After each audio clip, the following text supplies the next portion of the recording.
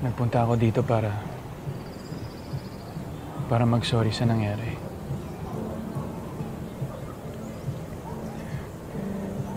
Gusto kong humingi ng isa pang pagkakataon na sana payagan mo si Tori na pumunta sa kasal ko.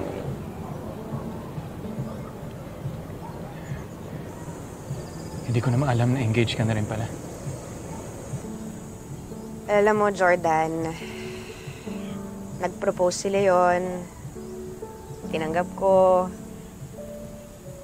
Mangyayari din naman kasi talaga yun. May anak kami.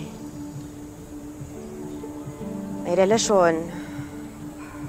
Gusto ko rin naman ng bigyan ng buong pamilya si Jeremy, pati na rin si Tori. Paano na tayo? Tayo. Tayong tatlo, nila Tori.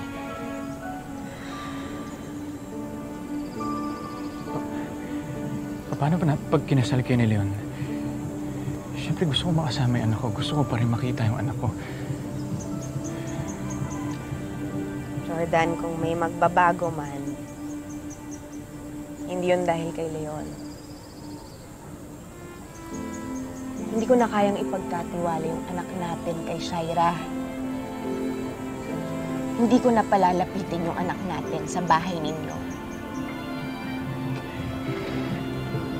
Christy, nandun ako. Nandun naman ako eh. O yun eh, hindi mo nga kayang ipagtanggol yung anak natin sa mapapangasawa mo eh. Hindi totoo yan, Christy. Alam mo yun. Wala na, Jordan. Nakapag-desisyon na ako. Yun na yun. Yun na yun.